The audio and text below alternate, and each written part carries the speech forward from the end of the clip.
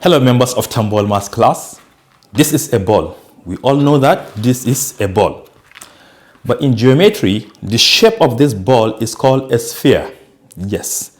And every single point you can touch and see around this sphere is what? Its total surface area. Every single point around the ball. And we use the formula 4 pi r squared to calculate the total surface area of this ball. Yes. So, how can we derive this formula? That's exactly what we are going to do in this tutorial. First thing, you should know that a ball is a three-dimensional figure, right? So if you want to graph this or sketch it on Cartesian coordinates, on 3D coordinate system, you're going to have something like this. This is x-axis, this is y-axis, and this is z-axis. And if you want to sketch it from the center, the equation will be what? X squared plus y squared plus z squared equal to r squared. For which r is what? The radius of this ball. So let's assume we have the ball here. So this is the radius, this is radius, this is radius. You understand? But to carry everyone along, I don't think we'll be using three-dimensional. Instead, let us use two-dimensional. Why? Because I know if I should rotate a semicircle, if I have a semicircle here, and this is my x-axis, this is normal y, and this is x-axis. Once I rotate, I revolve around this figure from x-axis, it is going to give us a ball. Definitely, it is going to give us a ball. So why not use equation of semicircle, then revolve it around x-axis and form a ball. So if I have my y and x coordinate here, this is a semicircle. And what is the equation of this semicircle? You can derive it from equation of a cycle. Equation of a cycle is x squared plus y squared equal to r squared from the origin, which implies that the distance from the origin to this point is the same distance from this to this. So our semicircle is from the center, is from the origin. Now let us make y the subject. It is going to be r squared minus x squared. And now you take square root of both sides, you have y to be equal to the square root of r squared minus x squared, which implies that this is what? Y equal to the square root of what? R squared minus x squared. This is the equation of this semicircle.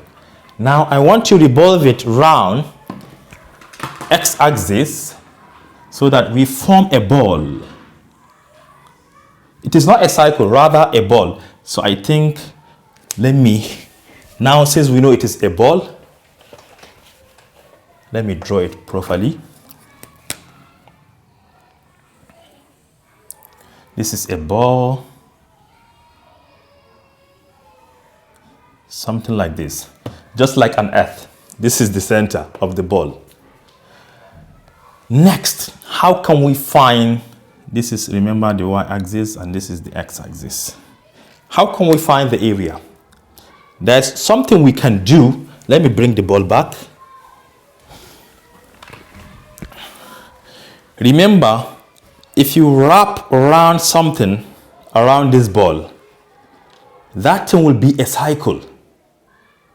So we are going to do the same thing. I want to wrap around something around this ball.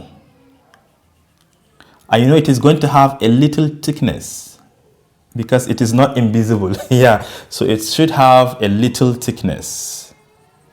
And because it is round a circular ball, this little thickness will be a little change in the arc length.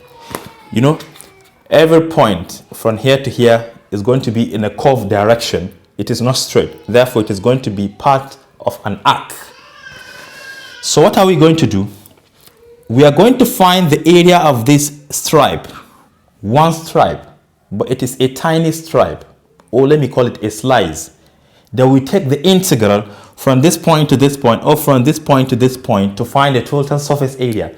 Because area of one cannot cover all, but if you take the integral from a certain point to another one, It is going to cover the entire ball. So we're going to take the integral from a point to another point of one of these areas of a single stripe. But how can we find this area? Let me show you. Remember, it is circular, and since it is a circular, the total length will be what? A circumference. So the area will be what? The circumference, because you know area in 2D comprises what? Two things, length and the breadth, if you're talking about rectangle. So we have two components we need to multiply together to get the area. So we need the entire length of that stripe multiplied by its little thickness. So the area will be what? 2 pi r, which is what? The total length, round it, multiplied by that little thickness. Let's call it ds. I'm not going to call it dx because it is what? An arc length. But how can we find this arc length? That arc length s, I'm going to call it s, because this is a change in that arc length, but we're talking about arc length, which is s. You know, in radian, arc length, if you have a cycle, this is what we call an arc. This is an arc. So that is the little arc we have here. And you know, we have angle in between them, and we have the radius. And this is the arc length, which I call s. This s is equal to what? The product of our radius and theta in radian. So in radian, this is what? R theta. Yes.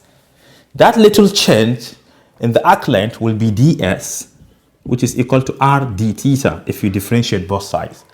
Oh, this shows that this ds can now be substituted with r d theta. So our area now becomes, even this r, I'm going to change it. Let me show you. Our area is equal to what? 2 pi something for r. What is that r? Remember, from here to here is r. But this r is a function y, because remember we use y equal to r squared, square root of r squared minus x squared to draw this curve. Therefore, from center to every point is a value of y. So therefore, this particular r is y. And y is what? Square root of r squared minus x squared. So we have square root of r squared minus x squared. ds is now what? R d theta. R d theta. I'm only simplifying this area. We are going to bring it back.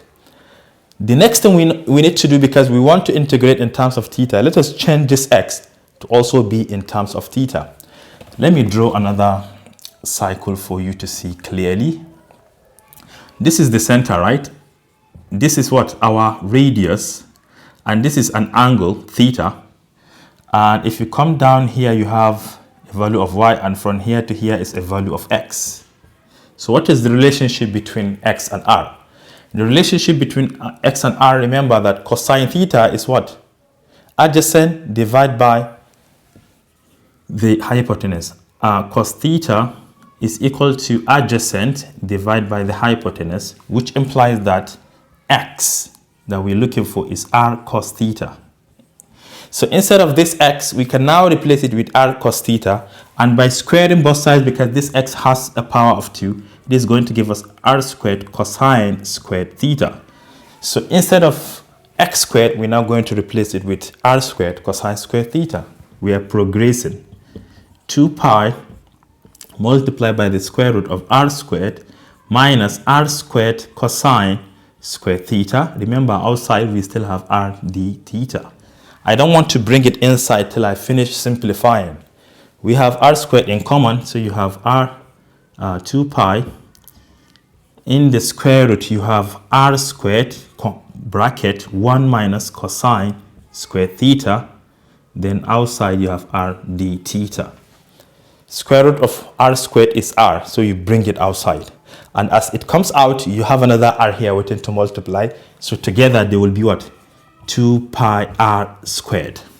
Then inside the square root, you only have what? 1 minus cosine squared theta, which is simply sine squared theta. Remember, sine squared theta plus cosine squared theta is equal to 1. And hence 1 minus cosine squared theta will be sine squared theta, and square root of sine squared theta will be sine theta. So you only have sine theta inside d theta. All right, now this is our area of only one single stripe. Only one stripe. But we want to find the total stripes from other points. But let me start from here. You know, since we are dealing with angles, here is negative pi over 2, and up here is pi over 2. So we can integrate from negative pi over 2 to pi over 2. Or since it is symmetrical, why not start from here, which is 0, to pi over 2, then you multiply by 2 because the area above is the same area below. So let's do that. Now it's time for substitution. Therefore, we're going to take the integral and we're going to multiply by 2 since I'm starting from 0 to pi over 2 of the total area I have here. But remember, we are only integrating sine theta d theta because the whole of these are constants. So let me write first 2 pi r squared sine theta d theta. The whole of these are constants. 2 pi and r squared are all constants. So bring them outside and they are going to multiply 2. You have 4 pi r squared. 4 pi r squared times the integral from 0 to pi over 2 of only sine theta d theta. Oh my God. I can see this is already our formula, 4 pi r squared. Does it mean that the whole of this is equal to 1? Let's find out. Let's find out whether it is equal to 1 or not. The moment you integrate sine theta, you're going to get negative cos theta. So you have 4 pi r squared here, waiting to multiply everything, negative cos theta. From where? From 0 to pi over 2. If you plug in pi over 2 here, you have, okay, let me do that. 4 pi r squared multiplied by negative cos pi over 2 minus another negative cos 0. What is cos of pi over 2? This is 0. What is cos of, oh, sorry, this is 0, not theta. What is cos 0? This is 1 times negative 1. This is going to be what? Negative 1. But negative times negative is positive, so the whole of this will give us 1.